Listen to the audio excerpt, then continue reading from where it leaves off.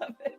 I think that I like that we didn't have to mortgage the farm and we made a move. And I always say this, I like to negotiate. I will negotiate anything. Okay. Anytime of the negotiate. week. And everybody feels like they won and everybody feels like they lost. So to me, it was perfect. It's exactly what you needed, right? And it's like, no one's like, yes.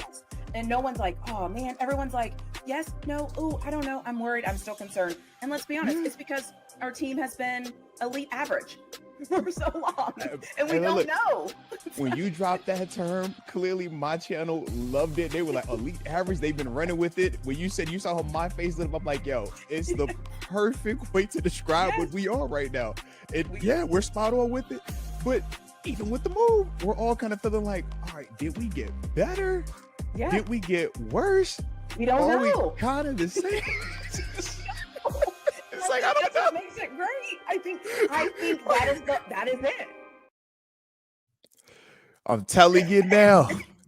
When she speaks, y'all better listen. All right. If you don't know now, you know. Arthur Moats. Of course, it's a Turn Up Tuesday with TaNeisha from @ReallyFlawedFootball. Streaming on both channels. Y'all already know. Hit both like buttons, subscribe to both, join both memberships. Stop playing. I'm watching the intro, TaNeisha. And I'm just like, she's talking about she likes to negotiate, got to get a deal. I'm like, wow, did we not get the Kyle Duggar deal? And did that not win in terms of what we had to give up? Not a lot. And then in terms of his impact, start to finish, making plays, I'm like, okay, check that off. Then she's like, yeah, we elite average. And I'm like, you talk about the elite part of that averageness. Well, Indianapolis Colts, I'm sorry, y'all caught the elite part, all right? Yep. The other two teams caught the average part, but y'all got the elite. Woo! I'm just saying, TaNeisha, shout out to you. All right, shout out to you. So every time I see that, I'm like, yeah, elite average, nitpicking, did we win, negotiating, all the things. Like, and what a great win! Like, what a great moment for us to be like, wait, we are who we thought we were. Like, is that real? And so I feel like for so long we're like, we're good, we're not, we're good, that was so bad. Oh my God, that was bad again. Oh no. And then we're like, but who is this team? Like, I like this team. So I love it. I love it. Shout out to the Steelers. Shout out to Turn Up Tuesday. Come on now. We needed one. It's been too long since we've turned up. It's been way too long. Way too long. And people are mad at us because we're up here laughing and joking, still having a great time. So now I guess it's okay to have a great time. It wasn't my fault we were having too much fun. I was blaming you anyways, okay? Because even though you weren't on the show yesterday, you were still in the building. We saw the headboard comment come up. I actually saw you in the building on top of it. And I'm just like, yo, I'm just letting you know, all that stems from you, okay? That's you. No one talked about headboarding until you showed up on the channel. Now we get headboarding just thrown out there like it's not a normal comment, and it is not. I just want to make sure that the record continues to reflect that, okay? Headboarding is not what we do on the football field. So it popped up again yesterday. It made me think of you because you're connected to this now, okay? There we go. I'm connected to headboarding? There we go. I don't hate it. I mean, it's not the worst thing I could be connected to. I mean, I like to have a good time. Like, whatever. So I'll accept that. I do think it's funny that when I did show up, because so my thing, the way it works for me is I will see your stuff, obviously, because I'm subscribed to you, but my YouTube wasn't working. Like, I couldn't upload the video I was trying to upload and all these other things. And I was like, I need to just watch something. It is actually really good to know that I was not the only person that had that issue. I thought I was tripping. I'm glad to hear you say that. All right, cool. YouTube's been tripping for sure. Yeah. Okay. And so usually when I see your stuff, I just like click out of it and I was like, oh, screw it. YouTube's not working. Like, what are they talking about? And then I saw somebody, I think you said, well, the good thing is we didn't get headboarded by the Colts. And I'm like, oh my God. And now I'm in the chat and now I'm like, hey. And then I had to click off because I'm like, if I stay on here too long, I'm just going to listen. Yeah. And so yeah, what a mess. Like, and yes, YouTube has been tripping for me for I feel like a week. It's like yes. It's hit and picks miss. and chooses when it wants to upload. It picks and chooses when it wants to download everything. Even when we do our streams, like how quickly it'll process it sometimes. Yeah. Okay. It's doing its own thing. So my workaround last night, actually, I was like at 1 a.m. from like 1:33 it started working like this. So I don't know what's going on. I don't know what's going on. So it's not just you. It's not just you. So yeah. See, this is why we need to communicate as a society. This is why we need to work together. Okay. Yeah. See, I got my little voting badge on. I went out there and voted. That's my duty. Okay. Be in the community, do work. All right. Okay. But this is what we need to talk right here, because I was over here this whole past week.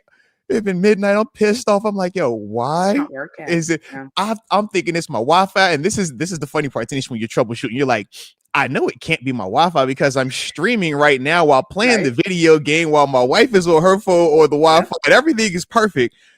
But it's just right here when I'm trying to upload that it's taking 30 hours to upload a 5-minute video. Like, this is not how it's supposed to be. And then it just stops and then it'll start back up. I'm like, that's my thing. What's happening? Mine will be like, it's at 95 and it stays at 95. And I'm like, am I tripping? And so lately this is actually crazy that this works. I've been getting off Wi-Fi. And when I get off Wi-Fi, I don't know if the Jolt sends it. Sometimes you get off Wi-Fi, it fixes it. And then the other thing that weirdly worked is I was like, let me just go run errands. I can't deal with this. Like, I got things to do. I got to go. While I was off errands, and then I got home, and then it all magically uploaded. So then I was like, it's my Wi-Fi. No, it's YouTube. It's YouTube. A lot of people are having the issues. Even some people on their streams. It happens to us sometimes. It does.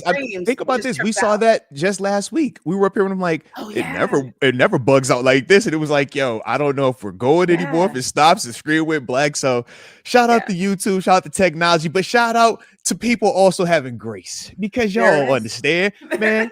Stuff happens in life, all right? Just like with the Steelers, sometimes they gonna look, and the other times they get 6 turnovers. Are we? You're like, how do you get 6 turnovers versus the hottest team in the NFL, the team that you couldn't stop their run, you couldn't stop their pass, the team that doesn't allow sacks, they don't turn the ball over, and they make you turn the ball over, the team that, averages 30 a game, like what happened, TaNeisha? I'm just confused. I'm just sitting there. I'm like, you know what? That's why I said that's why I said we're elite average, right? Because you have your moments where you're like, we're elite.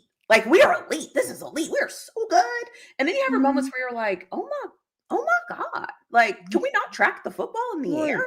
Come on now. Yeah. What? It's so weird. It's so weird. How was the crowd? Speaking of that, though, I was about to say, being out there, I was out there at the game, man. Crowd was electric. Okay. But this is when it got electric, though.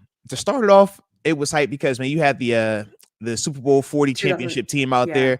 So you got the guys, you seeing big, you seeing Joey Porter, you see big Joey Porter, not the little one, the big one. You feel me? You got Jerome Bettis out that thing, big butts. We got the LBs in the building, right? Okay. Larry Foote, Potsy in terms of James Ferrier. So the who's are showing up, man. It's crazy out there. The energy is on fire. When the Colts, though, obviously have their drive, and it's like, okay, it was weird, though, because people weren't tripping because it literally took them 8 plays to get it within, was it 7 yards when they were down by the goal line situation? So it was kind of like a weird, like, okay, we knew this Colts team was good. We knew they could score, but we didn't necessarily give it up to them. They had to go for it twice on 4th down within 5 yards. And it was a tush push, quick snap to get you in. Yeah. Cool. When we came back, though, marched down the field and we went forward on 4th and 3 and we fall short, the stadium kind of felt a little flat. And it was like, dang, because everybody kind of viewed that 4th and 3, at least in my section we were at, as Coach Tomlin is acknowledging the fact that this team scores touchdowns. They score 30 a game. Field goals aren't going to get it done this week. You got to be aggressive. And we were all kind of liking it. Like, okay, he gets it. We get it. Like, let's go. So when we came up short, it's like, dang. And then you think about it, they start marching. Yeah. Right. So we're like, all right, what are we going to do? But when TJ makes the strip sack, man, it goes crazy in there. And even though, and before we had the strip sack, in fact, now that I think about it, we have the muff punt first. First. We talk about the technique and the details, right? You got to get square on the ball, man. When you're like that ball could bounce, hit you weirdly. You shuffle, stay square. You got a way better chance of either avoiding it or it bouncing right to where you want to be in terms of catching it. But on that, though, remember, we get the recovery. We still don't do what we need to do in terms of getting points. Score. Yeah. The TJ Watt strip sack, though, that's when the stadium fully comes back to life. Because up to then, it's just like, yo, we're good, but not good enough. We just couldn't do it. Yeah. You know what I mean? Yeah. It's just like not enough. But the TJ strip sack happens. Then we actually get our touchdown. And now everybody's feeling the juice. Now from there, it's that snowball effect, because it's like, okay, one thing happens, then another thing happens. Now we're getting sacks. Now we're getting turnovers. Before you know it, you're like, are we scoring touchdowns in here? Was that another touchdown? That wasn't a boss field goal. That was an extra point. Oh, okay. I get used to this. So that part, yes, craziness. Yeah. The other thing is too, and I know you have a video on this and I haven't seen it, but I saw it come through where it said, should Tomlin have, or something about the fourth down. Yes. For me, again, I've never played football. That's you, right? You're the professional. You're the expert. You're the force multiplier. That's amazing. When I saw Tomlin go for it, in my mind at home, I thought, oh, it's game time. Like your coach is breaking a tendency right now in this moment. Get focused, get locked in. Like that's how I took it at home. And I know I feel like a lot of people like, no matter what Tomlin does, he's going to get criticized. I get that. But I think a lot of people forget that there's a purpose for the little moments in these games. And I think Tomlin sent a message. And Tomlin said, I know who we're playing. I'm going to show you all I know who I'm playing. Wake up. Like, we're here. I'm changing my tendencies. I need you all to step it up. I feel like that was the message that he was sending to the team. And I feel like it paid off, because I think it kind of woke them up, and it kind of was like, oh, okay. We're here. Like, our coach is like, no. Like, and that's why I always say, I think a coach that breaks his tendencies sparks the team, because now the team is like, did we just go for it on fourth down? Like, what was that? Like, we're the least. What was it? You weren't there on TV. It was like, we're like 11. We're the last in the NFL. Look, I had to go back to listen, because I was like, I feel like when you're in the stadium, you see one perspective, but then it's like you go home and watch it on TV, you see a whole another verse. I was like, I had to go back and watch it again. Shout out to JJ and Iron Eagle as well, man. The boys doing their thing, man. We keep getting them too for these games. I'm like, yo, I like it. I love it. And the reason why I like it is because JJ is going to be pro defense. He's going to be pro TJ. And I love when I hear him talk. I'm like, you better talk that pass rush, You better talk that pass rush, JJ. You better let them know what's happening right here, JJ, okay? Because you can tell these people what's going on. Don't let them do this to us, man. Yeah. And I think, and that's, again, I think Coach Tomlin, that he had something to do with that momentum. Again, nobody will ever give him credit for it, because they're only going to criticize his decision, because for some reason they've convinced themselves that he's not a smart man. But that moment that he said, we're going for it, in my mind, as I'm sitting at home, and I was like, oh, it's game time. Like, let's go. He's saying we're going to do what it takes to win this game. And I need you guys to wake up. And I think they did. And they did. Look at the game after that. After they went for it, I felt like the team was like, oh, all right, my coach is being serious. We got to get aggressive. So to think of it like this, right? And the video you were talking about was me and my man Mark Bergen, man. Shout out to him, because we actually disagreed on it. You heard what I said. I'm pro the decision. I like it. He didn't like it. He said he'd rather take the points right there. So we had a nice little. We can't live in our fears, Mark. Hey, look. This is why me and you we haven't had a chance to butt heads, man. We butted right there. That's why that became a video, because it's like, oh, hold on now. We gotta talk, because I remember Minnesota. Okay, or Ireland, however we want to phrase it. I remember these conversations. I can't. We got to do this. All right. So that was what that is, man. So it's always fun. But I would even take it a step further. To start the game, we won the coin toss, and we had a chance to put out offense or defense. And he said offense. I was shook. And after the game, I had a chance to do some of the post-game TV stuff, man.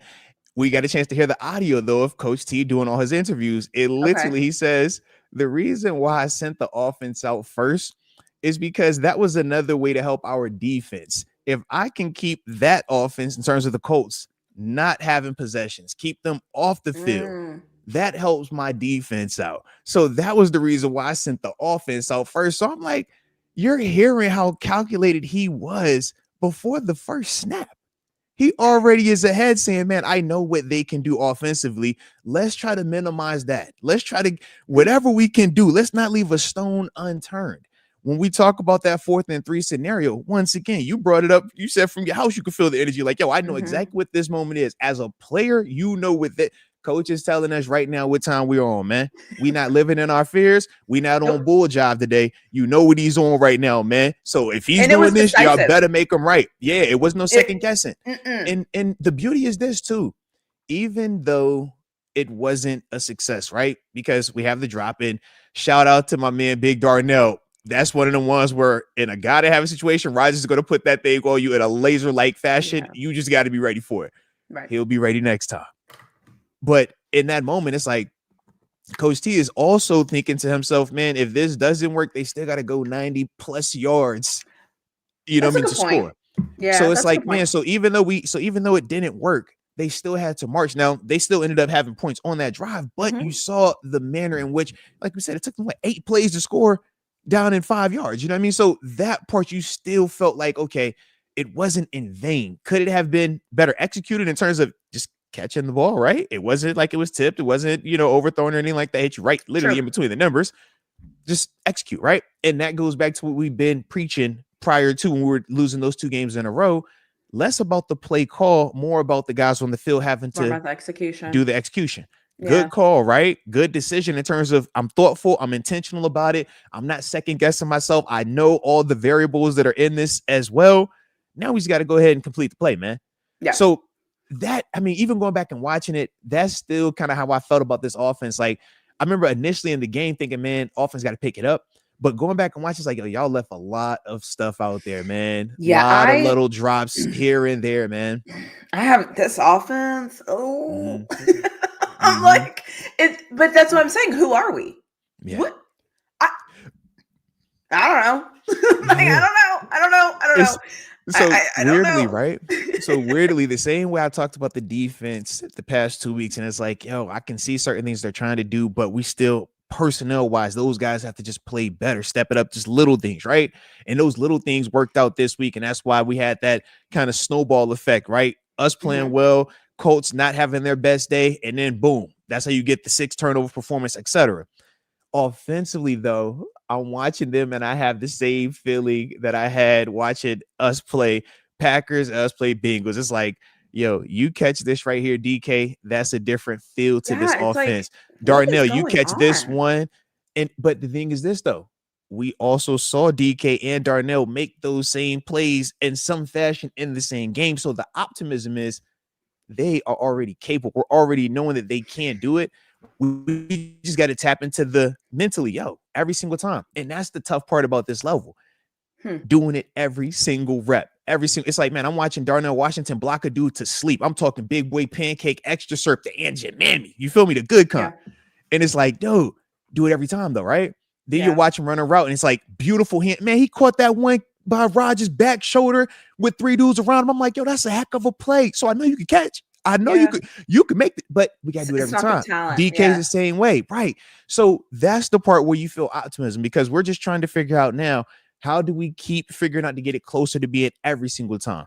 Is it, you're constantly in their head talking about it? Is it, man, we constantly tell them on social media? Do you praise them on social media? Is it something where, hey, man, you got to figure out, okay, when I target this guy over here a little bit more in this scenario because you haven't always come up with it, now when I come back to you, you're going to feel more pressure and more urgency to, I got to make this play. Yeah. Those are some of the little things, but that's where this offense is right now, because they're not getting whooped up front. You look at the sacks that were allowed. Shoot, one of them is literally Rodgers holding his steps up and it's like, hey, bro, you know what you did right there, man. That was on you. Now, Leatu, he's a good player. Those that don't know, he would have been a even higher in first round draft pick coming out of UCLA. He just medically had to be retired at one point because of the neck. Yeah. Dude can play. Yeah, he was great at UCLA. Yeah, when he hit, I always say he's responsible for Shador's back problems. That's what I always say. There we go. If you know, you know. Yep. You know. That sounds awful. That sounds so bad. Oh my God. Okay. That sounded terrible. That was really bad. And I'm over here agreeing. If you know, you know. Lord have mercy. In football terms, football. In a completely football manner, yes. God. That was actually 100% football. Yes, yes. It was, too. That was the funny part. We really were talking football terms that time. Talking football. I'm with you. Football right there. It really happened. But if y'all don't know, like seriously, dude could play. Like, he could go, man. He's a good player. So I looked at that first sack that he had, and it's like, yo, chalk that up to a good player making a good play, man. Yeah, but that's fair. as a whole, I thought O-line, man, they gave Rodgers time. They protected him, and Rodgers made good decisions. We just gotta, not all of them, but good enough. Why, Rodgers? Why the hell were you trying to get to the edge, bro? You're the one player on this football team that if you just slide at any point, I will not be upset.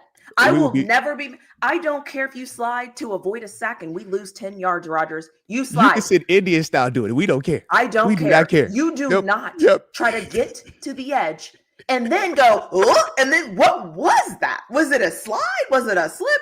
It was almost, but again, but those instincts, right? That's what we want. We want the instincts. Are you ready, TaNeisha? He's such a competitor. In his mind, he's like, yo, I got to get it. But because it's happening so fast, he didn't realize, oh, snap, I don't have the step that I once had 10 years ago. And that's why you see that freeze up, kind of brace for it, like, this is about to hurt. And I'm just like, I feel like we all collectively were like, shout out to the Colts defenders, though. They low-key showed Rodgers love. They did.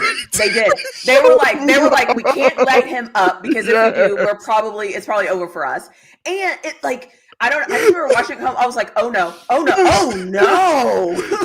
They showed him love. Oh, they showed him love. I was so happy. I'm like, yo, I appreciate y'all. All right, we are grateful because y'all had him dead to rights, and he for sure knew it.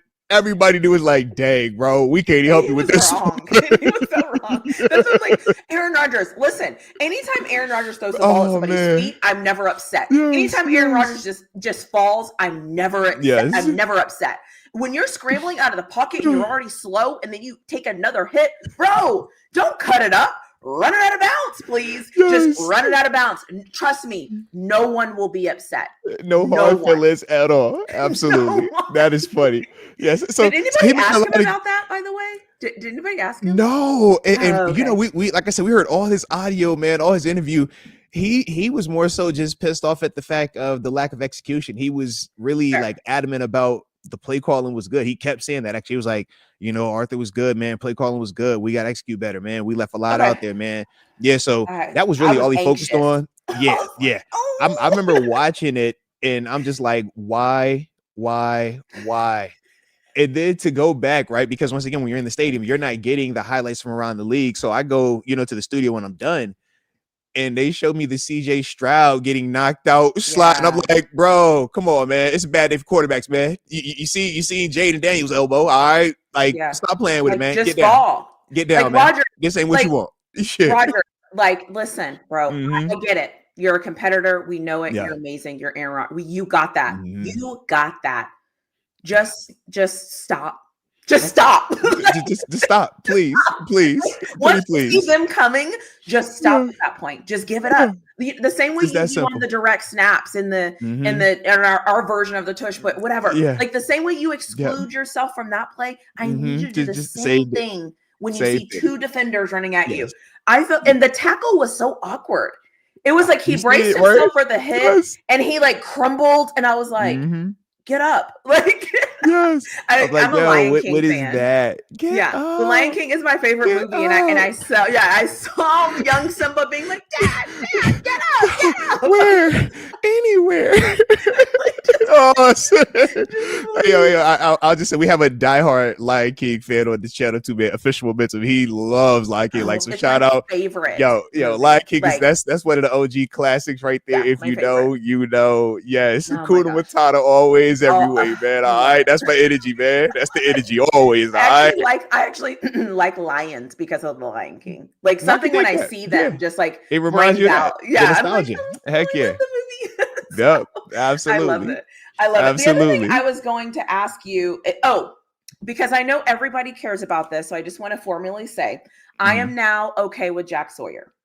I am now okay. Okay. Respect. The play. He hooked you back up, I no longer see him hitting Quinn Ewers' arm, scooping and scoring in the semifinals. Okay. I don't see it anymore. I'm over it. No, I'm not Shout over out it. to 5 stars, man. Shout out to the 5 stars. Like but, Coach T said, man, it always works out for them dudes, man. Johnny on the spot. Shout out to Jack Sawyer for erasing my memory and giving me a new memory of an interception for the Steelers. Shout out to that. Shout out to him. So thank you, Jack Sawyer. Respect for that. Yeah, I have a question, and I don't know how to ask the question. Hold on. Before we get to the question, I got to defend myself real quick. Simon McDaniels, man, don't you do me like that. He said most ain't show Brett Favre no love. I did. Don't you do me like that, okay? That was totally different. I was a young guy. Nobody knew me, okay? I had to earn my spots. So that was that, okay? Totally different. Aaron Rodgers, everybody on that Colts defense, y'all are known. Okay, y'all the best team out right now. It's totally different. Y'all don't have to kill Rodgers to prove a point. The Bills record at that time, we weren't the best. So you got to do something to kind of keep your value up. That's what that was. All right. So now we're good. All right. I'm got that off. I feel better now. What does it feel like to be remembered for certain plays? Good plays you love. Good plays you love. Okay. And that was a good play. So does it ever come to you where somebody's like, do you remember the one time where you got tricked on a jet sweep? Like, did people ever just like recall a memory? No, but you're pulling up PTSD trauma personally for me. Like, that's one of the plays that I vividly remember in my 9-year career of getting beat on because it wasn't even my responsibility. The fact that I remembered that. Yeah, but due to, team, it's like, hey, man, if somebody isn't doing their job, your job is to view the force multiplier, right? Make them right. And because I did not, that play solely became my responsibility. And even though we had a kicker in that time who missed 3 field goals, including one in overtime versus the most heated rat birds, it was my, lack of force multiplier or the play that wasn't my responsibility that caused us to fall short. Not the 3 missed field goals that were all within 30 yards. Not it couldn't have been that. No way it was that. I get it. So yes, I think of that. Okay. So when you brought up that part, you see how, okay. We're trying to be in a good mood today. All right. Don't you, I don't even want why you wouldn't play like that. It's certain ones where it's what they say, hurt dog or holler. I'm hurt. How about that? Yeah, I got all the smoke for that one. Okay, and then you y'all talk about wordsmith. Y'all think oh man, Coach Tomlin, he always got some word salad for you. You know what the Joker told me that day? Hey, Moats, don't get that pissy attitude in here either. I see you over there taking it personal. Don't take it personal because you was caught less than ready. This is what happened. When you get caught less than ready, now something happens. Now when you expose that negativity and you get got, now you want to look at me like it's my fault. Don't make my problems or don't make your problems my problems. If you would have had your head right, if you would have been ready and you would have been alert, and in that moment, you would have known the sweep was coming and you would have been ready to make that play regardless of what the guy who had him in man-to-man coverage and his whole responsibility was to follow this guy regardless of where he lined up on the field and motion to and ran and got the ball. And even after I did not get the play, you still was right there one-on-one with the dude. You still could have made the tackle. I don't know why you decided not to make the tackle. And then after that, what about all the other 10 dudes on the field to let this dude proceed to go 20 freaking yards and not be touched? I digress though, okay? So, yes, I apologize for that. Don't act like I remember anything. I'm just a guy. I ain't even get ran over. That's the other part, Tom J. I wish I got ran over. At least if I got ran over, I could have said, you know what? I did do something wrong. I was just there to sit there, mind my business on the backside of the beat or backside of the C gap, wasn't a tight end, and just make sure that, hey, if the run hits to the front side and belly's back, make the play. If it's play action pass, foot in the ground, climb vertical, hit Flacco, hit the quarterback. It ain't that hard. I got you. All right. But the jet sweep was not a part of the equation. We had not talked about that, not singular time. Okay. But I get it. It was my fault. I should have been ahead of the game because if I'm compensated to be ahead of the game, it is my responsibility. I will not seek comfort. I will seek solutions. And my solution is I'll be damned if I get beat by a jet sweep ever again. All right. So there we have it. Everything good. Everything good. All right. We're now in therapy Tuesday. Look, Philip Hopkins has been around the show for a while. He says Hoodie Moats is coming out. Yes, TG gave me the moniker Hoodie Moats because there was a time when I joined the Steelers where it was dark and I had hoodies on every day and you didn't see my teeth. It was like, yo, I don't know what that kid over there is on. Just leave him alone. And then he's like, yo, one day you start wearing rollies and having diamonds and smiling and everything was good again. All right, we don't know what happened, most, but you went from the hoodie to shining, all right, and you ain't stopped since. So, Yeah, that's why the hoodie most that was a time when hoodie most was around that time frame. Yes, okay. But we're back now. We're good. Okay, I'm happy. Okay. All right. Such is life. I'm gonna drink my drink. Forget Okay, that jet and we're sweep. happy. Who Don't worry cares about about it. that Okay. jet sweep? Yeah, it's all love. It's all love. Okay. By the way, don't get caught less than ready. Do you remember who the kicker was? His name was actually Josh Scobie. We traded for him from Jacksonville Jaguars. You like to get a deal, right? We thought we had a deal as well. I apologize for throwing him under the bus like that, with all due respect. But I remember everything about the game. I remember we had Vic starting the game because, we had Ben. He was hurt. All right, just got hurt. So we was like, yo, throw Vic out there. Vic didn't have his best day. It happens. Okay, it happens. But as a whole, it was just like, yo, why are we doing this in primetime? Why does this have to happen? And why does the jet sweep have to happen? And nobody else makes the play. And when we come in here on film session, you highlight me. I'm the guy. I'm the reason. Oh, hold on. Coach. You ain't starting this whole you ain't starting the whole Monday team meeting with me as the highlight. And you're highlighting this one play. And you talk about, hey, guys, don't be looking around to point the finger at other people. If you're going to point the finger, you need to point the finger in the mirror. All right? Look at yourself. What could you have done? I said, oh, my God. I'm the example here. And what did he tell you about your pissy attitude? I'm clipping all of this. This is going to be a clip. This is going to be a whole segment. Say, yo. See, you got caught less than ready. And now that you got caught less than ready, you want to take it personal. Don't take it personal. Be better next time. I was like, what? I'm taking it personal. Get that pissy look off your face. You're taking it personal. Don't take it personal because you was caught less than ready. I'm like, it's teammates that I talk to this day.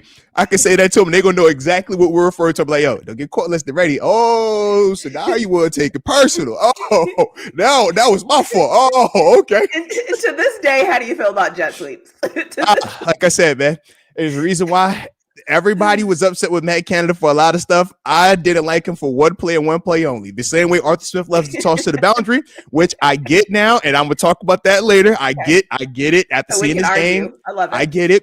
Okay. But for sure, the jet sweep was one of Matt Canada's favorite staple plays. And every time he called it, my PTSD got triggered. I hate seeing the jet sweep. Even when it works, I'm just like, yo, F the jet sweep, bro. Like, I hate everything about it. I wish I could go play it so I could knock out every person that runs jet sweep. I'm like, bro, I don't care about any other play. When I see jet sweep alignment, I'm like, oh, you got speed at 2. He's close condensed. Jet sweep alert. Come on, bro. I'm knocking him out, bro. I don't care. I could be playing flag football right now. If I see a jet sweeper, I'm knocking the dude out. I don't, lady, dude, old, young, it's a body. I'm just letting y'all know, all right? It's a body. If you were just checking in to the show, we were here talking about a playing experience that Arthur Moats had when he was playing football, and it was an experience for him. He has since recovered, but he just remembers it very vividly. Yeah. Every detail, every second, every play, all the players. So that way you don't make the same mistake twice. And so that he doesn't do the same thing twice. Okay, can't be a repeat offender. And that is what you do when you're a force multiplier, when you are a former NFL player, when you are retired, and you can think of those moments where you're like, man, but that one time. So shout out to you. Shout out to you. It's bad. For allowing us this moment. Yeah. Like I said, man, I'm not triggered. All right, I'm happy. Everything is good, guys. I'm happy. It's all good. Hit the like button, guys. Don't worry about it. I'm just happy. I'm good. All right. It's a great day. I was being cool in here. I'm like, y'all got hot. Your body is physically still there. You're still like, you still remember. I'm like, get rocked up. I'm like, yo, hold on now, bro. I'm like, yo, where is that? Where the jet sweep at? Where the jet sweep at? Oh, you got the jet sweep cup? You said it's the jet sweep. Who got the jet sweep? Huh? You want to see the jet sweep? It was jet sweep time. All right, let's go. Let's do it. This is your chance that if you have trauma that is not healed yet, therapy is available. So if you need to get it out of your system, Moats is hot because he's like Warp, all right. We've taken him back. Okay, we've taken him way back. So it's okay. Everything is fine. Life goes on. You live, you learn, and from that experience, he never makes the same mistake twice. From that experience. That's the lesson, friends, is to never do the same thing twice. Because if you do, you will remember it and you will talk about it for 5 random minutes on a random day when you didn't think it was going to come up because your co-host accidentally said the wrong thing. And as soon as I said it, I was like, oh, like Oh, No, oh shit, we're so, off. whoa. It's like, huh? It's like, what you mean? Like the jet? What? Like the what? What you say? So I was like, hold on. Did I hear that right? I know I hear this right. Did you? Did I say? I know. Let me just replay this. Am I hearing the words coming out your mouth? I know I ain't just say that word. Oof. Yeah. So it's all good. Okay. All good. All right. We're happy now, guys. Back. Everybody's happy. We got it. Everything is happy. great. Everything is We're great. happy now. Okay. I'm good. It's I'm in a better jet sweep place. for you. It's a toss play for Yeah. me. I'm in a better place. I also am starting to open up to the toss play for a couple of reasons. Not 100% there. I can tolerate it because I can see, I see it. I see why. I just think that sometimes we still call it slightly too much, but whatever. It is what it is. Everything's not going to be perfect. I don't even remember what my question was and why that opened up. All good though. It is all good. It is all good. I'll piggyback on you though. So it's all good. Because with the toss, I actually wanted to hit on this because I had it in my notes. I was like, "Oh, gotta ask TaNeisha." You're like, I'm gonna piss her off today. Because I'm like, "Yo, we got a lot of the toss play in this game to varying levels of success." We saw a toss play go for touchdown. We saw a toss play go for a nice pickup, and then we saw a toss play go for not so Literally, good. the guy was like, "I know they're about to call a toss, so I'm just going to just break for it because I know it's coming." Yep. Yeah. So what I noticed was this though, and I'm glad you brought up that specific play, man. Jermaine Pratt, and it was funny. I'm like, of course, Jermaine, you've seen this all your time. You know, you've been around for a little while, and you're playing back and lose defense. I see the Bengals Steelers connection. I dig all that. I got the history, but that was one of the only times that we ran the toss play to the field versus going to the boundary, and it reminded me of why we run the toss play to the boundary versus the field. When you're playing, right, in terms of linebackers. Guys, okay. The toss play to the field. I'm going to do my best. You ready? The toss play to the field. This is the thing. The toss play to the field, it's tougher because there's more space. So it allows for athletic linebackers. We don't have to deal with all those big linemen anymore. The Shaziers of the world, Jermaine Pratts of the world, who isn't even PQ fast or Peyton Wilson fast. He's even able to slip certain blocks, right? We talk about some of the times we've seen Patrick Queen jet through and make a tackle for a loss on a toss play. That's why, because it's going to the field. When it's to the boundary, though, it's more condensed. So now it's more man on man. Now, the problem is this: we don't win enough man on man, whether we're talking our wide receivers, whether we're talking our tackle or our offensive line. So that's the thought process. So I'm trying to find ways to, become more open to it, become more understanding of it. So I needed to figure out, first off, why do we keep calling it to the boundary? And it's like, okay, seeing the front side, seeing how we got blown up, and remembering even as a former linebacker doing that myself, it's like, okay, dude, that is why you don't run it to the front side, because dudes are way faster now, man. And if you're fast enough, you're going to be able to hit that, slip that every time. But it puts the onus on, and I'm going to sound like a broken record again, the matchup, the one-on-one in terms of the dudes blocking that and winning that when you run it to the boundary. So it's a lot more of a challenge that way. But if you do block it up right, you can see where, you got to hit this thing and nobody's going to be there. But the problem is this. I mean, right now we shooting 1 for 4 every time we run it. It's like, one time it's going to look good. 3 times it's going to go really bad. So I'm just like, I don't love it at all. But that is definitely why he's doing it that way. And I'm just like, all right, so be it. Can we at least put big receivers where there's Skronik, where there's DK, when we are going to decide to do it to the condensed side versus it sometimes being the smaller guys out there trying to make them blocks? Is like, bro, I get we trying to fool people, but they ain't fooling them enough. Yeah. No one. Enough, man. No. Arthur Smith, nobody is fooled by this. It's like it ain't fooling them, man. Yeah. Ever. Matter of fact, I'm starting to think that when they get on the field, the defense is probably thinking, one of these plays is going to be a toss. So I'm always going to be ready for that. I'm just always going to be ready because I know at some point it's coming. I play. Real. It's real. I get it, right? In football, you have to change up things. You can't always do the same thing. I'm okay with that. I feel like we always just call it at the wrong time too. It's almost like out of all things to do, we're like, well, let's pitch it 5 yards behind the line of scrimmage and let's see what happens. If we had Derrick Henry, I would not be upset. I would be like, Derrick's going to make somebody miss. He's 6'2", 225. We run it to the weird. That's what. Yeah. And again, everybody knows this. I don't sit down and watch X's and O's. I don't break down film. Like what I know is what I see and how I feel and all the things. but I don't get it. I don't think we have the personnel for the play. Trust me, I dig it. Trust me, I dig it. I'm just like, I see though, this is one of Arthur Smith, and it's funny you brought up Derrick. Side. Well, no, think about this though. You low key are validating it. Are you ready? Which running back did you just say? You said you could see if we had which running back. Who'd you say? Derrick Henry. Who was Arthur Smith's running back when he had his success first off as offensive coordinator in Tennessee with Ryan Tannehill? He's not here anymore, Moats. TaNeisha, think about this. Your first 3 years of having success at this level is doing what? Running toss plays with Derrick Henry.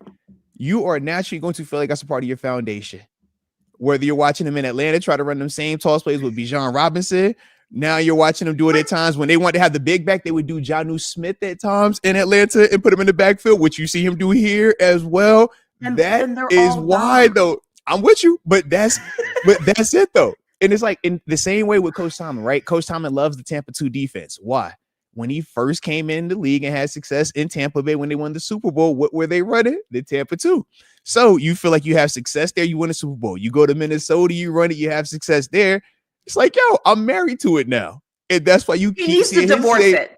I will follow the paperwork. But think about this, though. How can we say divorce it when you look at over the duration of these dudes' professional careers, they've won more with those plays and with those identities. Now, granted, the variables are different.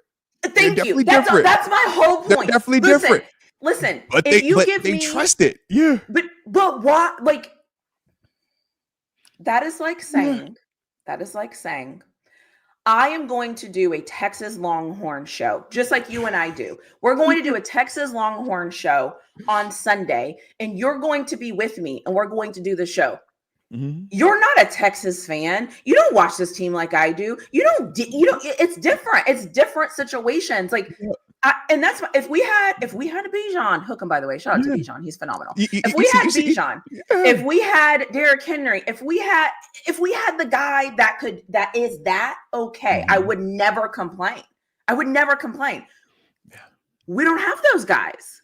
And that's no disrespect to the guys we have. We don't have a Jamar Chase either. Mm-hmm. That's no disrespect to anybody. We just don't have him. Like, I think that's what frustrates me though about coaches is I think that I get that you kind of have your identity, right? And you have your plays that work. Mm-hmm. You have your plays that you feel comfortable with. Because you know what they should look like. I understand it. I understand it to the core of me. But when my brain works to the next level of like competency, I don't understand it. Like, I can get it on a surface level. You're making a great point. But then once I look at our running backs, I'm like. So are you ready though? So to piggyback it once again, validate what you're saying and with what they're doing. Because they don't feel like they have a surefire Derrick Henry, this is why on occasion you'll see them run it with Caleb Johnson, right? Because they don't have a Bijan, you'll see them run certain plays with Jaylen Warren. He favors more of the Bijan explosiveness, right? We talk Caleb favors more of the Derrick Henry big body back, right? Kenneth Gainwell's the best Warren of both worlds. Robinson. But think about this, right? Regardless of if he's ever going to live up to it, the Steelers paying Jaylen Warren how much money? They say he's closer to that than not. Think about how many running backs never get paid. We didn't pay Najee a dime, right? Let that walk out the door. We didn't pay Jaylen Warren how much? 2 for 17. Yeah, I'm just saying. The numbers are the numbers. The facts are the facts. You know that. So they look at Jaylen and they feel like we have something that is above average, something that we think can be closer to that. And that's why you see them rolling through those dudes. But every team has to go through that, right? Until you get the Jamar Chase, until you get the Derrick Henry, until you get this perfect player that can do all of these things, you got to rotate them. No different when we talk about linebackers, right? You got your thumping linebacker 50, Malik Harrison. Shout out to him. He was making plays. You got Peyton Wilson, your best of both world guy, right? But he's still more on the rangy cover side. You got Patrick Queen, who we want to be our 3-down, do it all, and he's out there doing his thing. But it's like you rotate all of that, right? Because you don't just have this perfect player that can smash the run, can blitz, can cover everybody, can run sideline to sideline, can play. It's like, yo, that player doesn't exist, right? Every once in a while, you'll find a generational guy. And when you have them, great. Ryan Shazier, we love you, right? But for every one Ryan Shazier, you think about league-wide, it's only another Fred Warner, right? It's only one other Bobby Wagner out there, and Bobby Wagner's been in the league for dang near 20 years. Forever, So it's like you don't have a ton of these dudes out there, so you have to figure out ways to, okay, if I know this concept should work because I've seen it with this player, what's the closest thing I could get to this player? But I also can't run it every single time with that guy because as a defender like me, guess what I'm going to do? I'm going to say, okay, when you want to run, toss with your big body guy, you put Caleb Johnson back there. Bang. Okay, when you want to run into the field, you're going Jaylen Warren because he's a little bit smooth. Okay, bang. And I'm going to pick up on that. So you got to break your own tendencies. All right, well, let me flip-flop it. Let me put big guy out here for fast guy plays. Let me put fast guy here for big guy plays. And now it doesn't look like it's matching up. And we're like, yo, coordinators, what are y'all doing right here? But it's the like second and third level of I'm trying to scheme it up so much in advance. And it's like, yo, we watched the experts, right? The experts amongst the experts, the 1%ers, the 1%ers, coaching wise, that's Andy Reid, right? You want to see what high level, elite level X's and O's look like? Watch Andy Reid. But how many other offenses are like that? Heck, Shane Steichen was supposed to be one of the best out right now. You saw what this offense looked like, and we were vanilla on defense. Heck, even your man JJ Watt was like, yo, they simplified it even more. I was like, yo, you're not supposed to say that, man. People gonna get upset about that now. We're supposed to be overcomplicated. We're supposed to be getting all the voodoo tricks out, man. You can't tell the people that you're simplifying it and that players just are executing better. That goes against it. But that's what it was. Listen, okay. Because I'm a smart person. Okay? I'm talking myself through this, okay? You make me nervous. I'm a smart person. And I can use my brain. And I can compromise. You're making good points.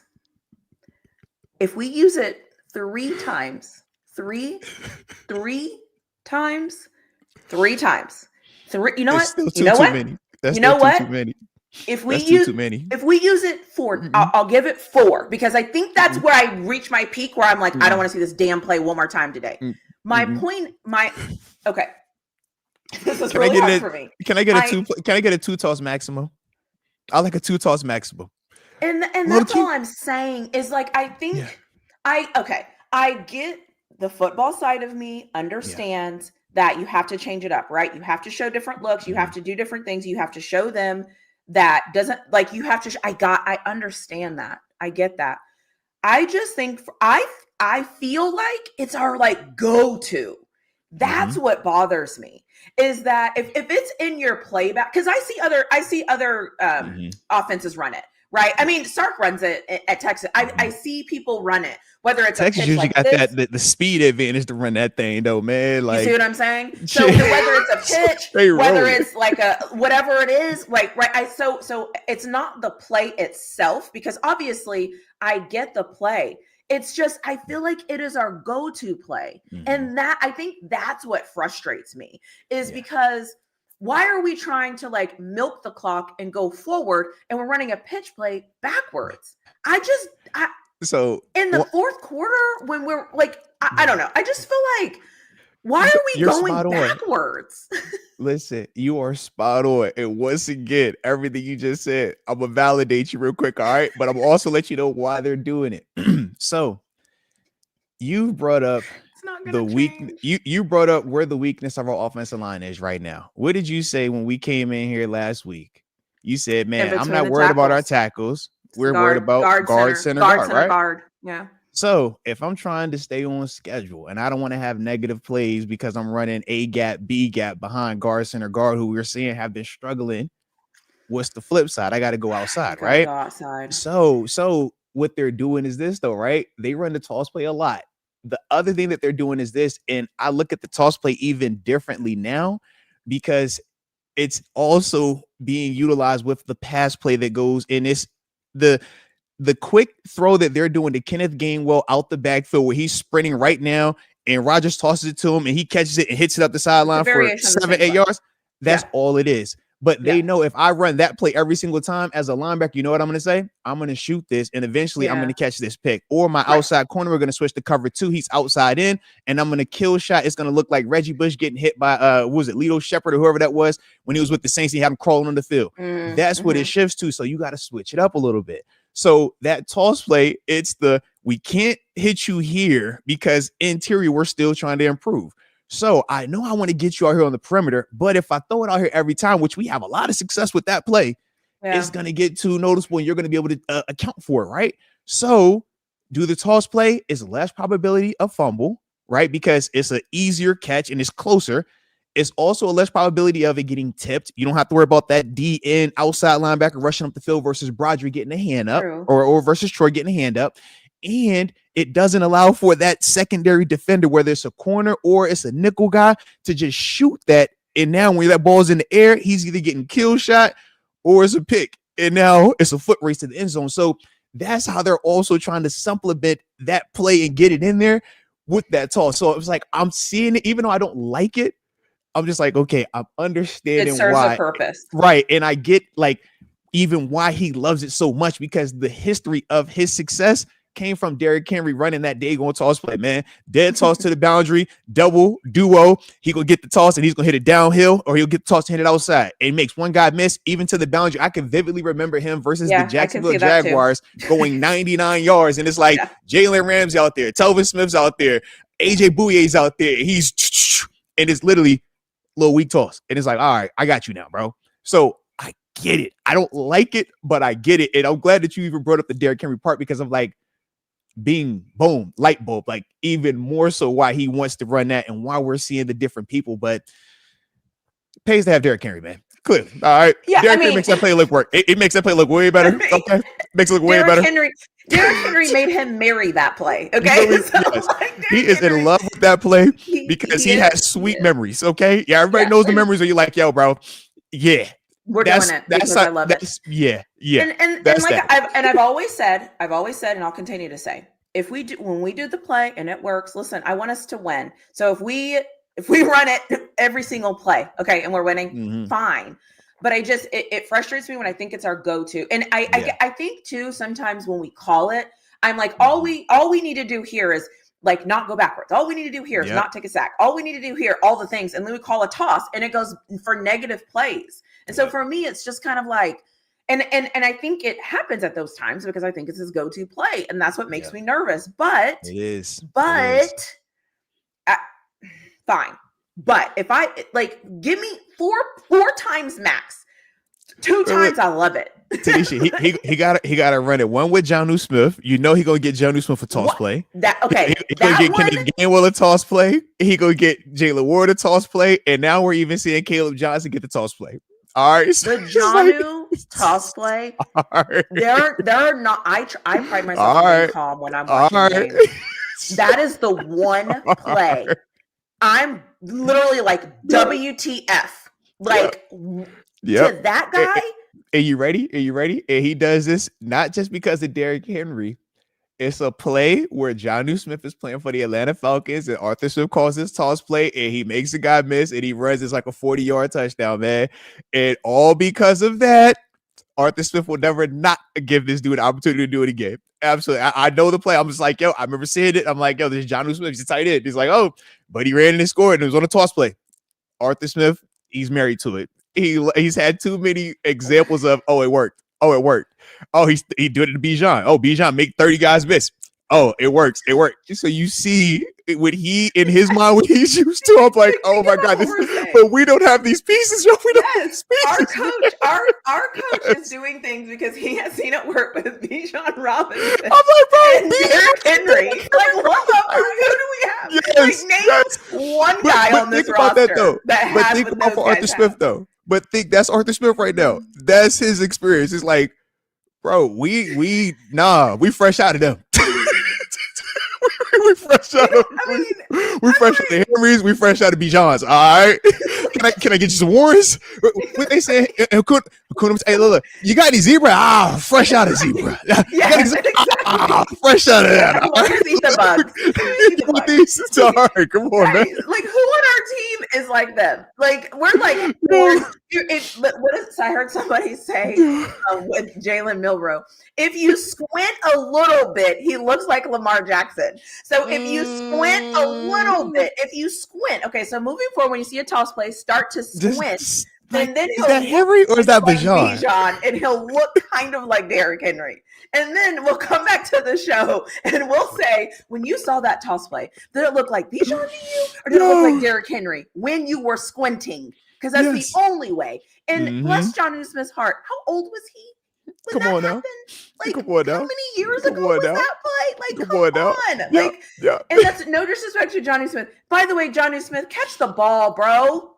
Come on catch the ball. We're going to add him to the list. And it's all our paid guys. It's all our high pedigree dudes. DK, Jonnu, Dagon, Darnell. I'm like, are we serious right now? 100 mil, double-digit mil in high pedigree draft. Like, come on, bro. Y'all know what y'all doing here, man. Cut it out. Cut it out. The ball. Catch the ball. Like, I am so tired of seeing them drop passes. You know what? I need to get myself to a Steelers game, but sometimes I'm like, man, I need to be at home because like somebody's gonna see me on the jumbotron going, what the hell is that? Like, what was that? Because I'm looking for the replay. So like, because some of these plays, I'm like, guys, why are we not catching it? Yep. Why are we not catching the ball? Like, I don't know. So listen, I'm still not a fan of the toss plays. I'm never going to be a fan of toss plays, but I'm willing to concede that they're going to be a part of this. I just need us to be smarter with them. That would be great. And then I'm going to squint next time I see it. And I'm going to come back and I'm going to say the first time I saw it, he kind of looked like Derrick Henry. The second time I saw it, I saw him cut kind of like Bijan. Like, that's what I'm going to say. Because nobody cuts like Bijan. Like, nobody, like. Thank you. Like, what are we talking about? Like, these are the guys, but that's Arthur Smith right now. Man. Yeah. So I'm like, we just gotta learn to love it, learn to accept it, and pray, or maybe not learn to love it. We'll just we gotta accept it because he's a part of the family. You know what I mean? It's like, yo, we in this relationship with him. All right, regardless of how we got here, we're here. All right, and it's like we gotta work together, we gotta coexist, we gotta love each other in some capacity. This is gonna be our argument. I'm learning to understand him. Yeah, that's what it is. This is our relationship argument. Is going and to I don't even like it because I'm taking a stance on a play that I've already been very vocal about not liking. I don't like the toss. I don't like it to the boundary because it's condensed. But then seeing it to the field, I'm like, oh yeah, I remember why we don't run into the field also because man, highlight play for a linebacker. That's what we think. Highlight. This is my tape right here. This for sure gonna be on my tape. Oh, I can't wait to put this on the tape right here. It happens. Yeah. Shoot, I remember Jets. I'm like, yep. Bills versus Jets. I'm like, yo, throw the toss. Gotcha. Let's ride. So I know. I get it. I get it. What Selfish. a mess. Selfish. What a mess. Can I just say like a couple of just like things too I noticed? Let's do it. I'm about to use a cuss word. Everybody brace yourself because I have to. Fucking Jaylen Ramsey. Jaylen Ramsey? Excuse me?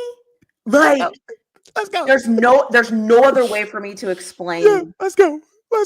That's I actually can't use another word like that. Yes. Like it's like this remarkable. It's like I can't even describe. And again, I'm at home. And I'm at home, and at home they only show you certain, cuts and certain angles and certain whatever. And so there's just moments where I'm like, who the hell just made that tackle? Yes. Okay. Yep. Who broke that? Oh. Okay. Who was wrapping up like? Yep. Oh, okay. Who was like? And like, there's not words for me to describe the way. Even and the thing okay. The way you're an elite level athlete, okay, and I'm talking like the elites of the elites, right? Because everybody plays. We say the 1% of the 1%.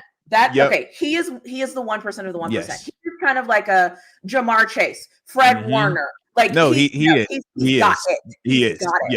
The way that you know that is even in his bad games, he still pops on your screen. Yeah. But in his good games, you're like, what position does he even play? Because he's everywhere. And you're like, was that play even to his side?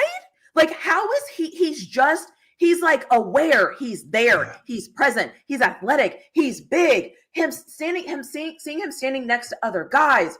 And then you start to wonder, like, sometimes I'll wonder, like, oh, is Jaylen Ramsey in? And then he is in. They don't want to try him because they're probably looking at him going, I ain't going over there to that guy. Mm-hmm. Phenomenal. Absolutely phenomenal. Like, just phenomenal. In the beginning of this episode, there was a clip that played, and it was like, I don't know if we won the trade. We don't really know who won the trade. We won the trade. We won the trade. Breaking news. We won the trade. Okay. We won it. We won the trade. Good about it. We absolutely won the trade. Yeah. And this is not a knock on Minka at all. Mm-hmm. It's just praise to Jaylen Ramsey being a talented football player that is just phenomenal. Like, he just pops. And I'm at home. I am at home. And so, like, I'm at home. And I'll be like, who just made that? That was Jaylen Ramsey again? So anyways, I just needed to give him his praise because has he played well every single game? No. But even when he's not playing well, you can still see it. And it's crazy to me when it clicks. It clicks. And you're like, oh my gosh, who is that guy? Like, he makes a ton of plays, man. Makes a ton of plays. He's so aware. And we always say, man, he is the perfect combination. He's the TJ Watt, the Ryan Shazier. And what I mean is this, the Cam Hayward as well, right?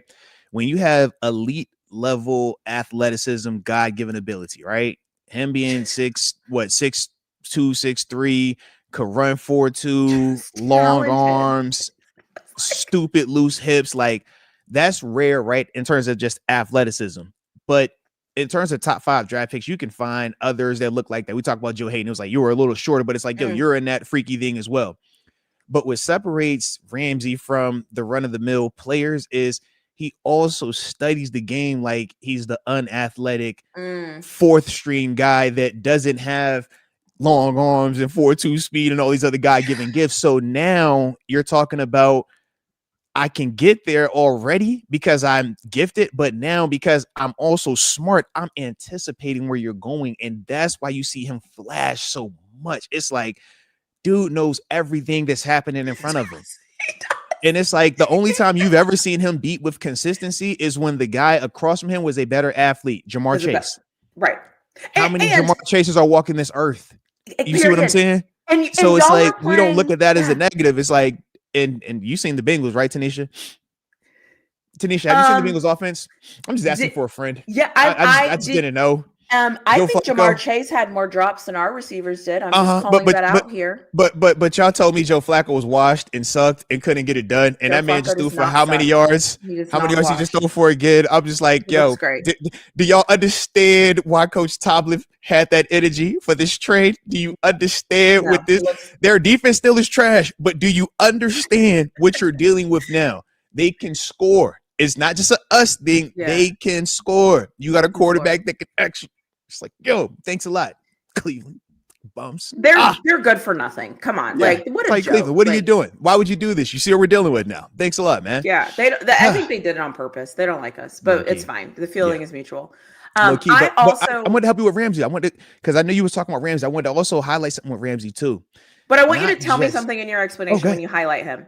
Okay, perfect. What is the difference? I have on my sticky notes here. What is the difference? What am I seeing that I can't put into words of the difference between him playing safety and corner? What am I seeing that is happening? I see it. But I can't. I don't. Yeah. So when he's typically at the outside corner, right, that's where he's played at the majority of the regular season, you're seeing him make those plays down the grass, right, near the sideline, man, where it's, one-on-one, but it's the PBU, right? Or you'll see him blitzing off the edge at times, right? Or you'll see him blitzing from that slot corner, which is a little bit close to the linebackers. You'll see him there. Now at safety, you hardly ever saw him blitz.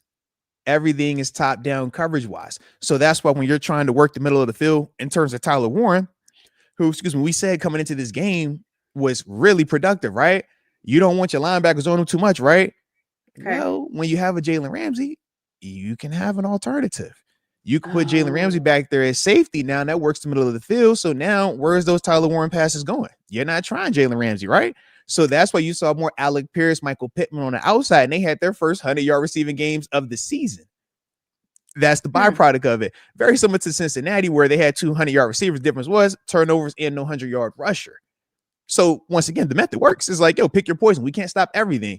So if we're gonna have Pittman and Alec Pierce versus JPJ, Darius Slade, James Pierre, Brandon Echols, and kind of rotating through via injuries and everything else, it's like, okay, we just can't let their two best guys that have had the most success this season beat us in terms of Tyler Warren and obviously in Jonathan Taylor. So that's some of the stuff that you're seeing with Ramsey when he's at safety. It's more in between the hashes where he makes those plays, whereas when he's at corner, it's more he's blitzing or it's outside the numbers, far down the grass, just because of how we utilize him. But his versatility, man, I'm watching him literally when I was rewatching the game, man to man, it didn't matter who he matched up with. Every time it was going against Tyler Warren, he's making plays.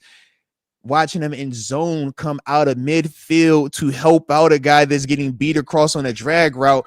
Pass still gets tipped, but it's like, yo, he's supposed to kill this guy. Or even watching him kill Michael Pittman. It was like, yo, he murdered Michael. Which I think was a bad call, by the way. They flagged the body. The body dropped. It looked all. So it was like, yo, I gotta throw the flag. We call that the soccer mom flag. That's the, hey man, for the mom that just watches cat. My baby, no, oh my God, it's too violent. Hey, look, guys, he threw a flag. Everything's safe, right? Everybody's good. That's what that is. So we all knew it, and Ramsey knew it. That's what he didn't react to. He just kind of walked off like, all right, bro, cool. Like, we know at times they're gonna throw that. It's the soccer mom. Okay. That's what we call it. It's soccer mom, bro. It looked too violent. Just all right. Here. Look too much like football. Let's stop that. You know what I mean? And then Pittman wanted Echo shake him like, bro, if you're gonna do all that play, lay down in. If you're gonna do all that, get off the field, bro. Oh, you want to stay in? All right, then stop acting like that, then, bro. You ain't Bambi. Shit. Hate it. Okay. And so the other thing too, then, so the flip side of that, what Jaylen Ramsey is doing for us, and then all the things that he has going on, the flip side of that would be then Daniel Jones then has to also figure out where to go with the football, what looks he's getting. Okay. And that's why it's a tougher throw going outside those numbers too. When you're working inside the hashes, it's dangerous because there's a lot of people around. But it's a tougher accuracy touch throw going outside those numbers in terms of the distance of it. And you even saw on the interception with JPJ at the end, it's just an overthrow.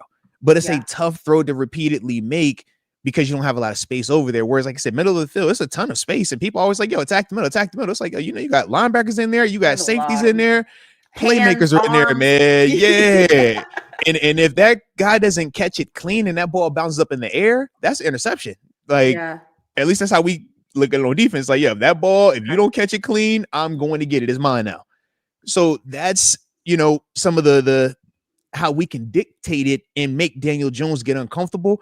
But all of it worked because of us stopping the run / them not going to the run. Like, I don't know why they decided to, like, not give Jonathan Taylor more opportunities. Even in the first half, they weren't giving him a ton of opportunities, though. But what do we always say, right? Because when you watch this show, everyone, you're getting a little bit of education, okay? So we're here to educate.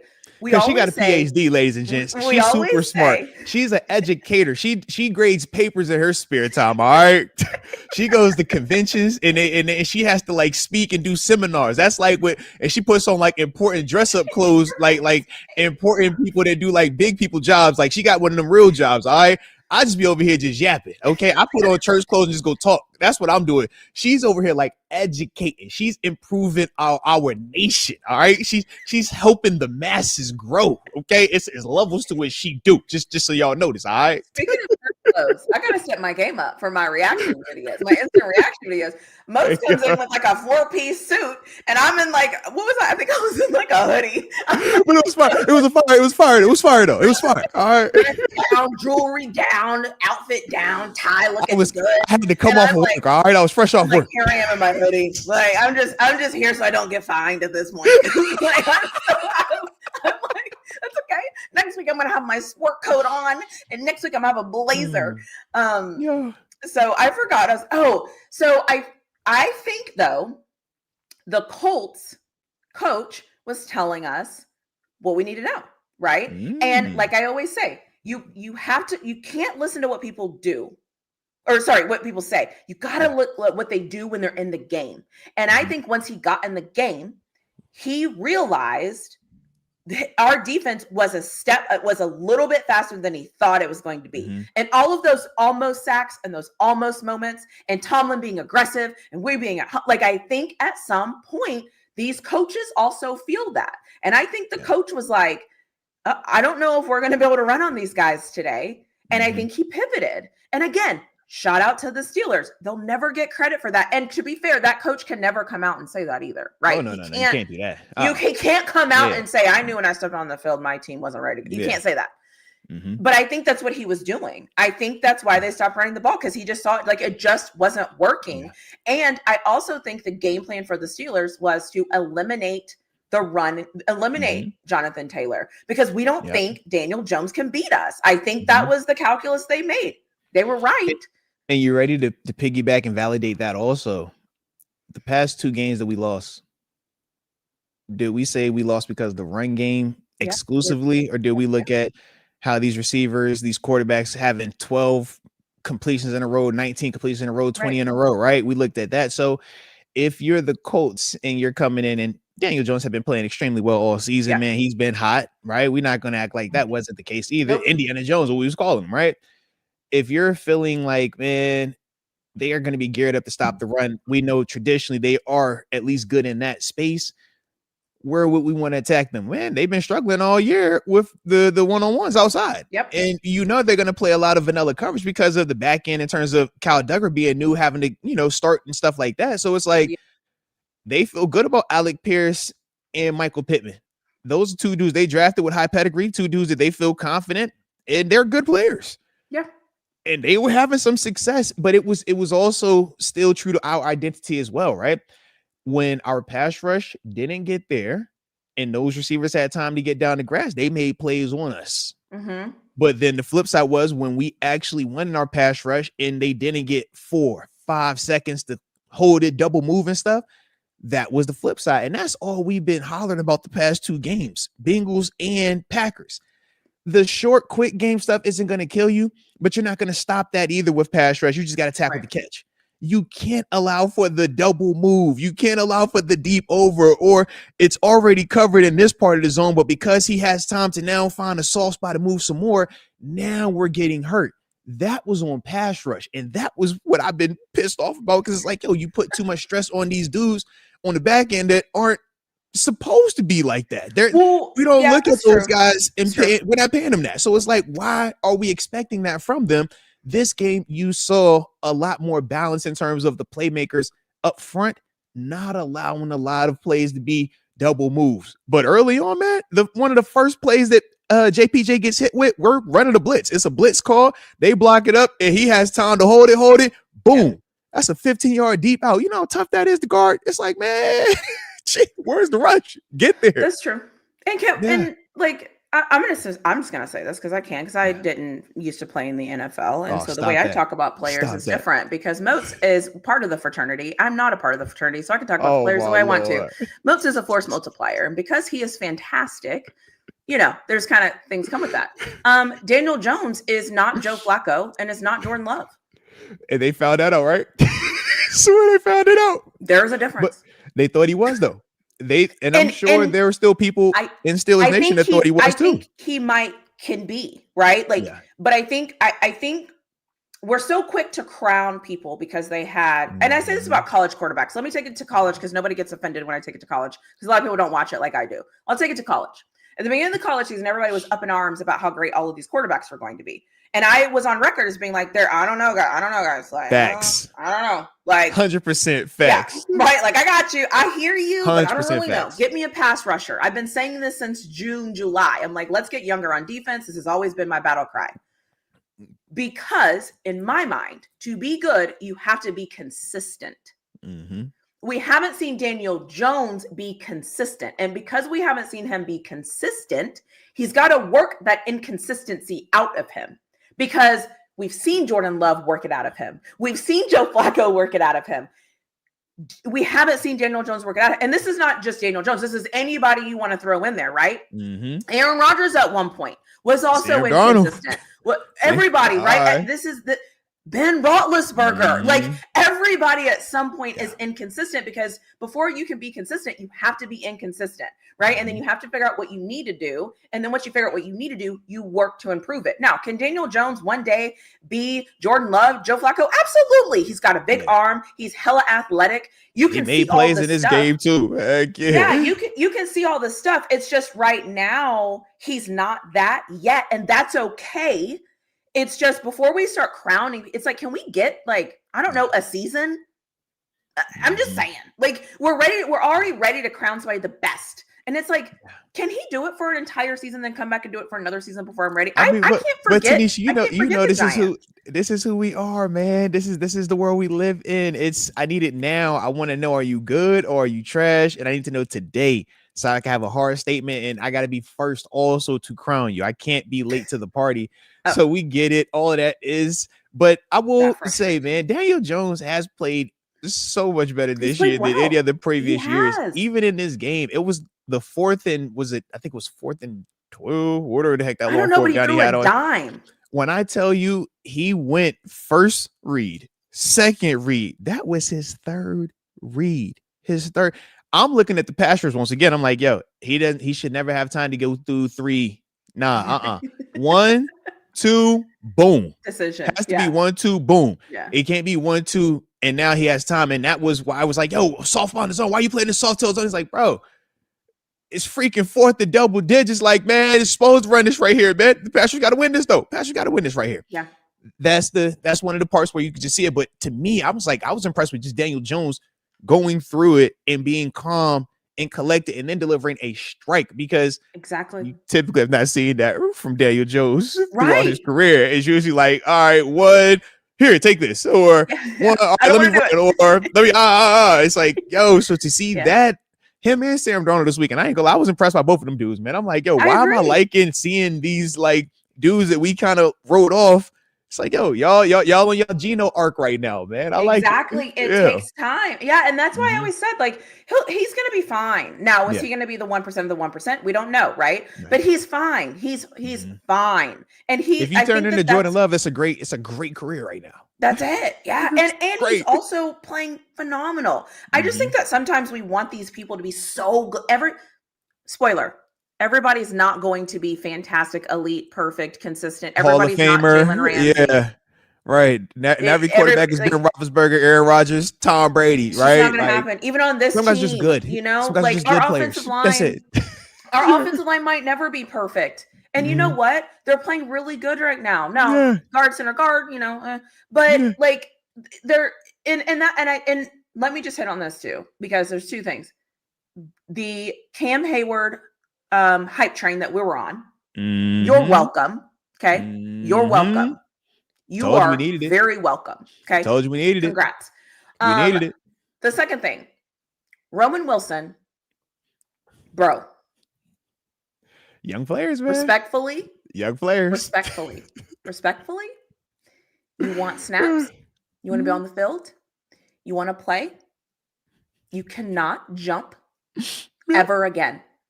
Not just, I mean, ever. Like, we can't do that. We cannot jump anymore. TaNeisha, I'm going to even take it a step further. If you are going to jump, right, because that's one bad variable that you're introducing, don't introduce another bad variable by having the ball away from your body, not 5 points of pressure, and in the inside arm where all the defenders are. That is why when we talk about carrying the ball, we say you have it to the sideline. So if it does happen where you put the ball on the ground, the likelihood of it going out of bounds is a lot higher than the likelihood of all 11 people that are to the inside of you coming over there trying to recover that football. So that's another little small detail, but also in a crowd, don't one-hand it away. High and tight across your body, man. Put that extra arm across, 5 points of pressure. Like, what we call this? You know what I mean? So make sure it's secure. Is not college. So it's not that. Like, dudes up here, we're not just trying to tackle you, we're attacking the football. You see Patrick Queen, Peyton Wilson, TJ Watt do it every single time they hit somebody. It's punching at it. Like, you got to understand that, man. When you carry that football, you're carrying our hopes and dreams. Coach Tomlin says that verbatim. He's been saying that since 2014, at least. And you see the impact it has, though, man. That game felt weird when that happened because it's like, okay, all right, now we are still winning. We still have a lead, but now let's sit up in the chair a little bit, right? Lack of execution, right? And again, not a bad call. Like, are we going to blame Mike Tomlin? He got the first down. The play was worked. It Arthur Smith's fault? What was it? It was the extension of the toss play again, was it not? I don't have my run, so let me hit my big receiver though, right? But you see it though, right? You see how he's good. He's like, I can't just toss it because I don't have Derrick Henry. I don't have Bijan. So what's another variation of a Bijan? Hey, Roman, line up out there as a slot. I'm gonna now pass it to you, catch it, and now we already got what I'm looking for. You see this. I'm already doing it. Yeah, and it's like, why would you do it? Just don't jump. So we can't protect the ball. Don't jump, and you're good. Yeah. That can't happen ever but again. You can see the big picture. I'm just like, come on, Roman, man. But to bring it full circle, that's why at the beginning of it, I was like, man, I'm kind of optimistic about this offense. I'm kind of feeling like how I felt about our defense 2 weeks ago. Okay. It's not necessarily scheme. It's not necessarily personnel. It's just the little things of executing. A catch here, a catch there, protecting the football here when you're going through the crowd. These are little details. But this is what makes a team great, right? The more of those little details you can have buttoned up each and every week, the better you're going to be. But that's the challenge. This week defensively, man, we were able to get out of it with Cal Duggar and Jaylen Ramsey. Heck, a week ago, though, we struggled with Chuck Clark and Juan Thornhill, who on paper, because they've been in the system, should have been further along. But that's the nature of this league. It's no guarantee that what you saw this week is going to happen again next week, because all it takes is that ball bouncing differently or that tackle not being made, and now the overall flow changes as well. So that's what we say is week to week. We want to be the best in the world, but let's just focus on being better than the team we're playing against this week. As long as y'all are better than this group right here, that's all we need to be. We'll worry about being the best in the world next week, all right? But for this week, just be better than the Colts pass rush. Just better than the Colts DBs. Just better than the Colts quarterback. That's all we're looking for this week. Versus, Project Analytics right now, he still gave up another sack. I just can't believe it. He's the worst. It's like, bro, we ain't worried about all that. He was better than their left tackle. How about that? I don't know if y'all saw what Alex Highsmith did in this game. He was a lot better than their left tackle, okay? Our right tackle was better than their right tackle, okay? Come on, I saw Keanu Benton and Derek Carmen getting what they wanted in them interiors. Period. I think our guards played better than their guards in this. You see what I mean? It's like, we don't got to be the best in the world just yet. Just be better than the team you're playing against this week, and then we'll work on next week. Yeah. Yeah, and that's fair. And at the end of the day, I always it's never going to be perfect, right? We're always going to have things we need to work on because we're humans. That's what happens. But we don't like that part. That's the part that sucks. Yeah, no, it does suck, but it is what it is. I also I have a question for you. This is going to be I don't know, I get nervous whenever you ask questions. I get nervous, man. You make me nervous whenever you ask questions. You stop the show, you pause. You're like, hey, I was thinking. I'm like, oh Lord. Because every time you've done this, it's something where, I'm just like, dang, how did I end up in this situation here? Can I tell you something? Yeah. Everybody who knows me says that. Everybody. All right. I've been around you enough to just catch up. Like, all right. Usually she says everybody who knows me is like, oh God. Get your head in the swivel. What? And I don't know. Should I start sweating again? Do I need to get my towel back? Funny. Literally, I'm not kidding you. Everyone who's close to me is always like, "Oh God, what is it? Just tell me, girl. Say it. Ask it." I'm like, I think I do it to almost reset my brain. I don't even do it to be dramatic. It's that's my way of shifting my brain. I can dig it. I was actually going to ask if you prefer headboarding or not. No, I'm just kidding. I wasn't going to say that. I was going to say, have you heard anybody say this week that we need to fire our defensive coordinator? Ooh. Have you heard that? I actually haven't. I was actually trying to see where they were going to get on Arthur Smith, specifically Coach Tomlin and Terrell Lawson, about just how simple and how predictable everything that they're doing is. I mean, it's just so predictable. And yet they still found a way to be up 24-7 in the fourth quarter. It was weird. How do we? Super weird. Are we firing them this week?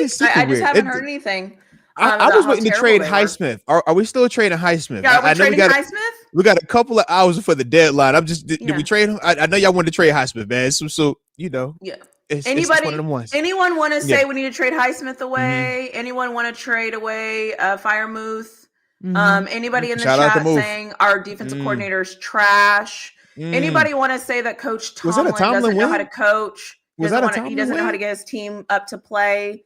Did he Does anybody? I'm just curious.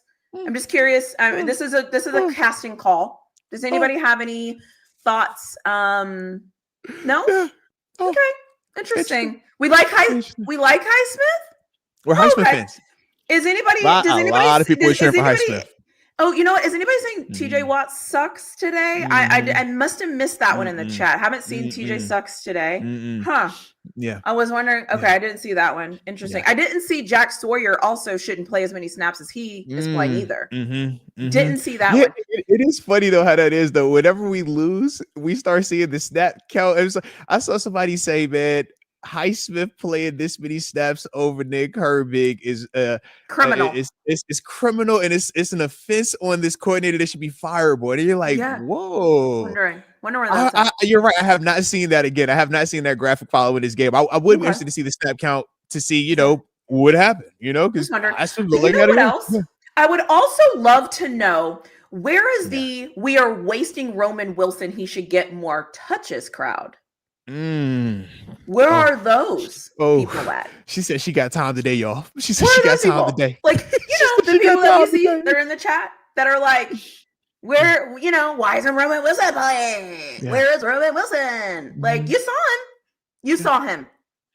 Doesn't make good decisions. Okay. We saw it. We saw it. So where are these people? He gets to be the new Caleb Johnson right now. Caleb Johnson, he's building his credit back up. You see him? He's like, yo, I was like, I see you, Caleb. I see you get some reps. I see you out there. Now, Roman, it's time for you to get your credit back up, baby. I always say you got to be the same in a loss than you are in a win.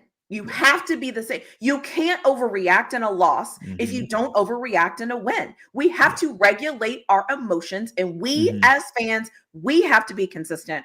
We have to be disciplined. If you are not consistent as a fan, if you are not disciplined as a fan, don't you dare expect your coaches to be disciplined and consistent. You don't even have that characteristic as a person. But yet, you want this coach to be disciplined. You want this coach to be consistent. You want this coach to be perfect. You don't even have that skill set. So shame on you. Do better. She's shooting this one better. Period. Like, I'm sick of it. And I'm so tired of it. It's like we always have.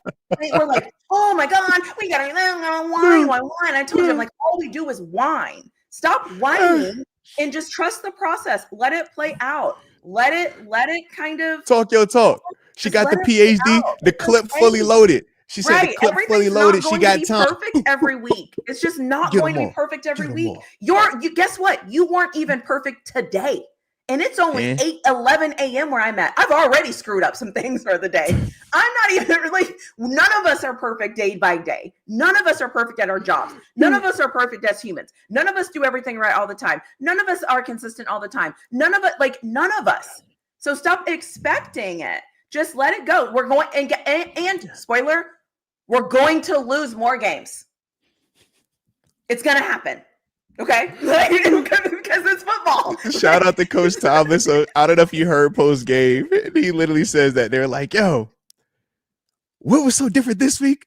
What did you say to the guys? How'd you get a fight? You say, listen, man, we the same defense that y'all was talking about getting torched the last 2 weeks as we are this week that y'all praising. He's like, yo, the only difference was we played better today. The ball bounced our way today. We made the plays we were supposed to make.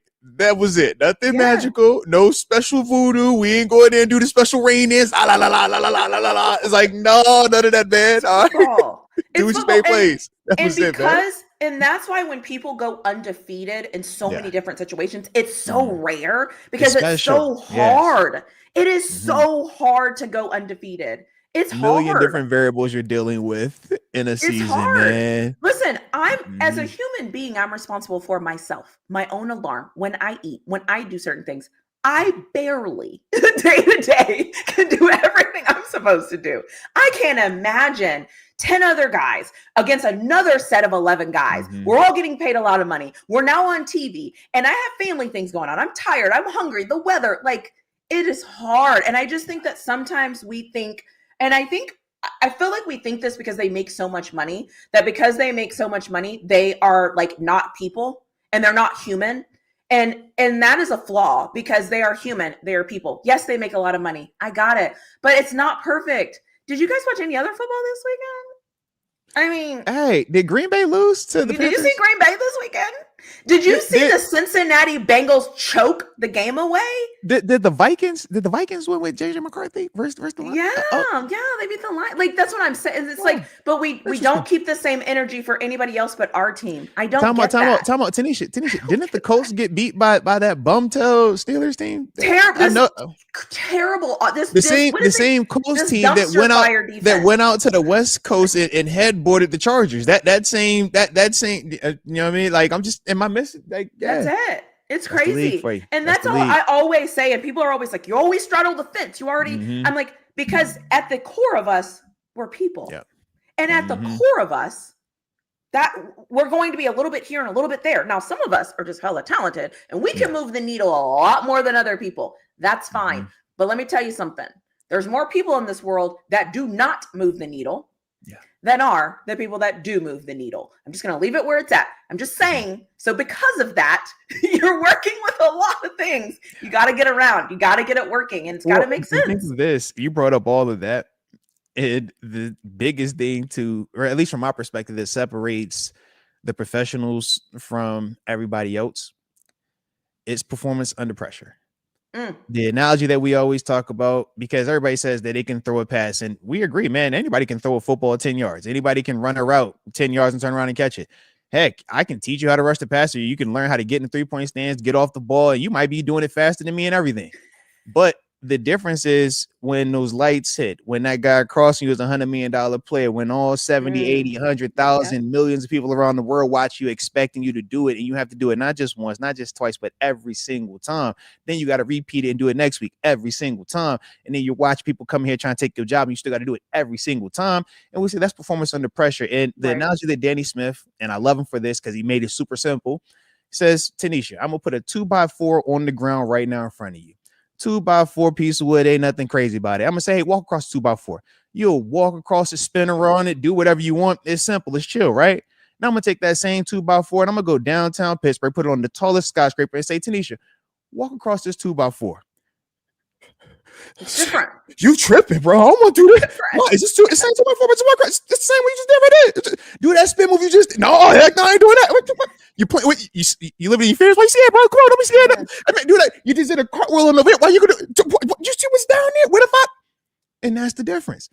Yeah. People can't do it under that type of pressure every single time. And when you're at this level, that's what every play is. Is that type of pressure? You have to be perfect. You have to. And if you're not, that's how you get the Chicago Bears walk-off touchdown. Oh my God. You're like, bro, it's one play. All it takes is one play. And literally one person just not, and there's not even everybody else did everything right. Terrible. Yeah, it's just one little, we're talking one little piece. One little, but that's this level. And even that player, he would even tell you to a degree, he felt like he did something right. It's like, no, you did to a degree, but that part was wrong. And that's his level. And the player having the courage, the drive, all the things to not just go down on first contact, right? Because he's trying to bring his team back. And so now you're dealing with a lot of multiple variables that we don't talk about. And I always say, why do you think that player thinks he could do it? Because his whole life he's been kicking. That's it. On, and man. I think what else is interesting, and I do this sometimes just because I think it's absolutely comical.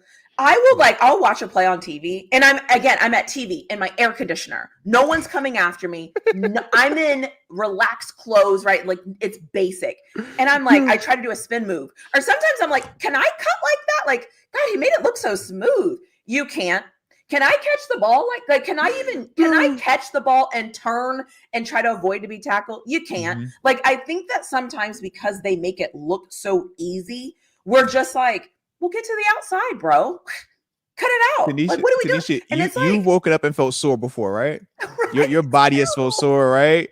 And it's like, imagine now, go out there and play versus somebody that's gonna be trying to kill you, or on top of you already feeling sore. Hey, but why aren't you running faster than him? Why aren't you stiff arm him? Why aren't you break that tackle? Why aren't you make that tackle? You ever woke up when you slept wrong on your shoulder and you're like, bro, I don't even want to raise my hand? And it's like, oh, go tackle Derrick Henry. Go tackle this guy that nobody knows about. So you're not even gonna get the credit if he runs you over. Sometimes it's like, at least let it be a dope back. So if it goes wrong, I at least get the benefit of the doubt. But it's so many dope players up here. It's like one of my worst plays, like jet sweep excluded, right? I wouldn't even like talk about that, but just like one of my personal, like throughout my career, my whole lifetime of football, I got ran over twice. One was in practice at JMU. Shout out to my dog, Donnell Brown, man, grandpa. We literally the first week of football pads, right? Caught me off guard. I'm like, all right, bet. Never happened again. Once again, right? Buffalo rookie year. I'm playing against Cincinnati Bengals. Cedric Benson, right? You know Cedric, yeah. Right? RIP, legendary dude. But that was the guy that got me in the league. That was the dude. He put me on my back, and I'm just like, whoa, what was that? And I'd be pissed because I'm like, yo, you bring up Cedric Benson. It's like, yo, he don't hit the same. It's like when you like Adrian Peterson. You know what I mean? Yeah. You're like, hey, Sleepy Thompson. So sometimes you'd be like, yo, but that's this level. Everybody is capable, man. Yeah. Everybody is capable of it. Mm-hmm. And I think that's the thing is sometimes we just forget because we're sitting at home. And I'll take it a step further because a lot of people don't get chances to interact with athletes and they don't understand the different, we're all people. Athletes are a different breed of people. Okay. They think different. They study different. They get into, it's just different. It's a whole different ball game. When you don't know that, you expect them to be like you and they're not. Yeah, they're just not. It's like a different, you know what I'm saying? It's different. Like even forget football, UFC. Okay. Let's think about that for a second. These people know they're going to get in a cage. I'm not getting in a cage. Punched in the face. I'm not doing that. Even if you win, you're going to get punched in the face. Right. Like, I'm not doing that. Like they're different. They're different. Like, that's different. And so you want to do that? Yeah, and it's like, and we're like, oh gosh, just you can't see the punch. No, he couldn't see the punch because he's getting punched in the face. Like, why ain't you duck when he kicked your head off? Yeah, why ain't you duck? I was worried about the elbow on my nose off. All right, it's like, why didn't you just move when he kicked you? Because a minute ago he just punched me in my eye, and I actually couldn't see it on my left side. That's why I didn't move. But it's like we don't think about the level of athlete we're talking about here. And listen, everybody wants to win. And everybody wants to do all the things. And sometimes they're trying. I had to realize one day they're trying. It's just sometimes, did you see what's going on? Like, it's like, a lot. And then sometimes the guy you're going against is better than you too. I was just going to say that. And then sometimes they're just better. Mm-hmm. Sometimes it's a Leotu just walking around. And you're like, we don't know. Nobody in here knows enough about this kid, but dang, I got this matchup right here. And you look at me like 2.5 seconds. You're like, some of them dudes are he's just better. All right. Sometimes Josh Allen coming at you. He's just better. You see it. We've seen it. People can't catch Lamar Jackson. Mm-hmm. They can't. They're trying. People can't. You catch can have Kyler the best Murray. coverage in Mahomes finds a way to put that football where only 0.000000001% can make it. You're like, of course he hits it. Perfect. Like, yeah. What is Darnell Washington? 6'7"? Come on now. What even is he? Come on now. What even is that? That's what I'm saying. And he has pads on and he's running fast. And you want the guy across from him to just get down and tackle him? You go tackle him. He can jump over you. He can run over you. He can run around you. He can stiff arm you. And you over here like, bro, I play linebacker. And he towers over me. Seriously. He dwarfs me. I'm like, bro, go hit that though. And you're expected to knock it back. Bro, what is that? Where did that come from? I just think baseball bat, maybe like God damn. I just don't think that they get. I don't think that. I think it's hard to fathom what we're actually watching, what's actually happening. I think it's a hard fathom. I think that's why we whine and complain so much because it's hard, And people get mad at me all the time. They're like, "Oh my God, you need to be more critical." I'm like, I'm gonna be critical of the things I can be critical of, but I can't be. There's some things where it's just like, "Hey, bro, that team was just better than you." Yeah. You just lost because they were better. That's it. They bullied you. They were better. Absolutely. Getting away. It's real. That won't even help. It's real. Like it's real. And when that happens, you're pissed off about it, but you accept that more than when it's self-inflicted. When you go out there and make a ton of mistakes because you're like, man, I just feel like I left that out there. When a team is just better than you for 4 quarters, you're like, you know what, bro? I'll be better next time, and let's see what happens next time. I'm going to go into the lab, and maybe I got to figure out another way to win within the margins. Maybe I got to try to create a splash play on special teams. Maybe I got to try to trick you into something. But when it's, man, we blew that coverage and we lost. When it's you dropped that pass and we lost. When it's, man, I I snapped the ball and it went over the guy's head. Like that, you're pissed, you're sick. Cause you're like, bro, I let that go. Like that was an opportunity that I can't get back now. But yeah, it's no, we say it's no shame in losing to a better person. There's even going back to the ancient warriors, man. It's no honor in losing to a better fighter. It's like, yo, you respect that way more than you respect the bully or the person that runs. It's like, nah, bro, go out there and compete. And that's why most of the time you don't hear a lot of athletes, right? Look at the dudes that lose and be like, y'all suck, y'all trash. It's like, nah, bro, we respect the fact you went out there and competed. We know that, yo, to even go out there, you got to have balls, man, with all the respect, right? And it's like, yo, from there, you got to be able to like, yo, put it on the line. We know what you're risking, man. We know it's not easy, and we know you're going to be judged to the highest degree. But it's like, man, it's no shame in coming up a little bit short, bro. It's shame if you quit. It's shame if you don't show up. It's shame if you're like, yo, before you even go out there, you've already told yourself, yo, it's over, I lost. And that's where at times us athletes will get annoyed with like media or even, fans, because it's like, because of the lack of experience of being in those situations, it's easy to fall into the pessimistic side. Whereas for players, we're always like, bro, if there's time on this clock, I got a chance. We brought up the Bears game, right? It's like, yo, it's time on that clock. I got a chance to make a play because throughout your whole life, you've been a playmaker. You've been that. Whereas if you've never been in those situations, that's always going to feel uncomfortable. It's always going to make you feel anxious, right? And we know for some people, man, they can handle that anxious feeling with, some people can. Perfection, and others is like, oh, all right, they anxious guys. They let us all know it's like, cool. Yeah. No, I appreciate that, and even for me, I have to remind myself sometimes, like they're trying, and sometimes it's just not working. Like it just can't quite. And that's football, and that's the nuance and the context. And I just feel like sometimes we forget about the context. We're so quick to fire. He's terrible. He sucks. And all the things. And I'm like, if that was sucky, then everybody should actually lose their job. Every single coach on every single team. Yes. And that's most definitely the reality of it. Absolutely. Yeah. So now, anyways. I did see we had a super chat in here. My bad on this, but man, it was a little while ago. Whoopsies. But I'm back now. All right. Blame it on the jet sweep today. Okay. We're going to blame it on the jet sweep. Shout out to Justin Gordon, though, man. We do appreciate you showing some love today. He says, Moats, in your time, were Steelers active at trade deadline? No, man. When I was playing, nobody really was trading like that.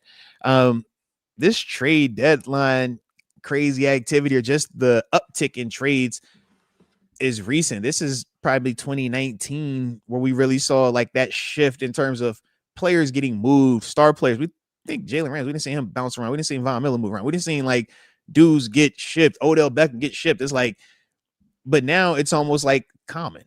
We're talking about Brian Thomas Jr., who's a heck of a player, a top high-end pick, and he's on the trade market. We talk about Garrett Wilson, right? We brought up a Chris Olave, all these different names we've heard floated around at different various points. This is foreign. But I do like it, though. And I like the fact that Steelers are also players in it, not just from the league-wide shift in terms of the trade deadline being more active, but even us as Steelers being more active in trades, being more active in free agency. We just traded for Cal Duggar literally a week ago. When would we have said that we would trade for a starter, or dude that has had with 40 starts in his career already? It's like, yeah, we don't typically do that. We were always built within the draft, right? Built within the draft. We don't even tap into free agency. No high-end free agency. We talk about Patrick Quinn. It's like, yo, that's a high-end spend right there, man. Jaylen Ramsey, that's a high-end acquisition right there. Like on the heels of Minkah Fitzpatrick, who was also a trade high-end acquisition in the season. Like, it's true. So we've seen the shift, and that's why I was like 2019, 2020 is like was when I felt like we really started to see that change here in Pittsburgh, but also league-wide, there was a big shift because weirdly enough, I had to run the numbers on, how many trades had happened prior to 2013 league-wide, and it was less than like 20. Like, that was the reality of it. Yeah, it wasn't this what you see now where every single year you get trade. Nah, was none of that, man. So it's definitely been a league-wide change, man. Yeah. Before we end, I just want to say Coach Tomlin today said, he likes shopping. He likes shopping. I like shopping too. Then shout out to Coach T, man. Hey, look, we cleared up some space yesterday. Shout out to my dog Benny Bishop, man. Hopefully he lands on his feet, or hopefully he make his way back here, man, if this situation presents itself. But either way, they're clearing up some room. Yep. Mike Tomlin said, we'll see what happens. I like shopping. Yeah. So take it to mean what you want it to mean. So yeah, we all got know a couple of hours left. We got a couple hours left. We need. Yeah, we all know what we need. So. I should ask you though. Actually, hold on. Because when me and Mark were talking, he was saying that, you know, at first we were saying, all right, man, we need wide receiver 2. He brought up cornerback and he also brought up running back though as a need. So what positions would you feel at this moment? Are you wide receiver 2, corner, running back? Where's your energy? I think I'm wide receiver 2, corner. Okay. And I'm good on that. I mean, I get the running back thought. I think it's a good thought. I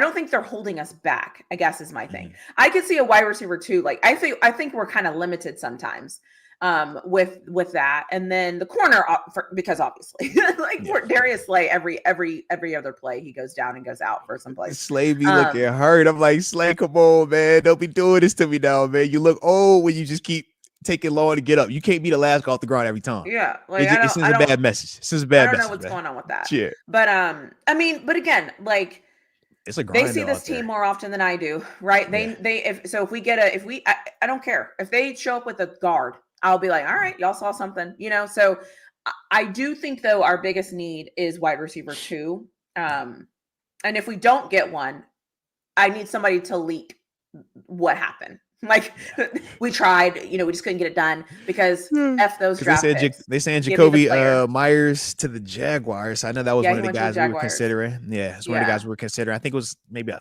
third or fourth round pick. So it's like, yeah, we definitely could have done that. But I get it. We'll wait to see how it all settles. We'll see how that settles.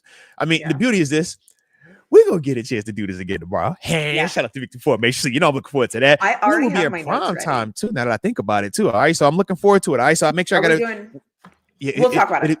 You know, we're going to. We'll figure it out. All right. But, yeah, super excited about that, though. All right, so hopefully we'll be reacting to some new members or member and, you know, feel good about it. But I love it. Other than that, it's like, yeah, here we are.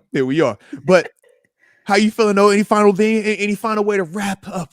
No, I feel good. Turn up. I honestly, I had a great weekend and the Texas is not playing this week. So my nerves are calm. So that's really good. We do play Colorado played this weekend. Colorado played last week. But did they? They ain't play. No, they ain't play. Okay. They ain't play. They got West Virginia. We on to West Virginia. I'm with you. On to West Virginia. Yep. Yeah. On to West Virginia. Yeah. So moving on. Turn the page. I said, I know y'all ain't bring that boy that he came out there with all them diamonds on, and y'all did that in front of him with all oh my god. Y'all played quarterback like that in front of him, in front of that one. He came on. I know y'all ain't do all that. I know y'all ain't do that. That's why I was glad we showed it the way that we showed it with the Super Bowl champs being in Acrisure Stadium. It's like, bro, don't you embarrass some dudes out here now. You better not embarrass them folks out here. We got company here today, guys. All right. That was just bad. That was just bad. Also, my phone just alerted me that Sauce Gardner is being traded to the Colts. Ooh. I hate it and I love it at the same time. I hate it and I love it. I'm like, what is going on? I hate it and I love it. Anyways, if we stay on this long enough, we're gonna keep getting breaking news throughout the day. Yep. That's nuts. Rod, yes, you are 100%. Shout out to Rod. So this is for you to read. This is not for me to read. This is for you to read. So yeah, I guess the D was I after all. You know what? Listen, we did not get headboarded by the Colts. Okay, we didn't get headboarded. Hashtag team no headboard. Yep. We also didn't get smashed by the Colts. Hashtag team. We didn't get smashed. Yep. Don't want to get smashed. And the D was I. Okay, the D. There it is. There it is. Okay? Because, like I will say, we didn't end after this because I don't know what the next thing I'm going to say is going to come out of my mouth. Usually when the D is good, everything else is good as well. I'm just saying. There we go. All right. There we go. Yep. Steelers win. That's how you victory win it. That's how you celebrate the whole week. That's how you turn it up. All right. Yep. Period. There it is. There it is. All right. There it is. There it is. Find out the way. So, with that being the case, Shout out. Hopefully everybody enjoyed it. If you did, make sure you hit both like buttons on both channels because we are dual streaming. Make sure you subscribe to both channels as well. And make sure y'all join both memberships as well. Like I said, man, this is what we doing. This is what we on. And we know y'all liking it. So y'all stay safe out there. We back in the building tomorrow. Make sure y'all tap in, man. Victory formation when we preview this upcoming West Coast matchup, man. Taking out that LA versus the Chargers. Looking forward to it. All right. So that's how we'll do it. But once again, we appreciate y'all and stay safe. And until next time, baby. Peace. Bye.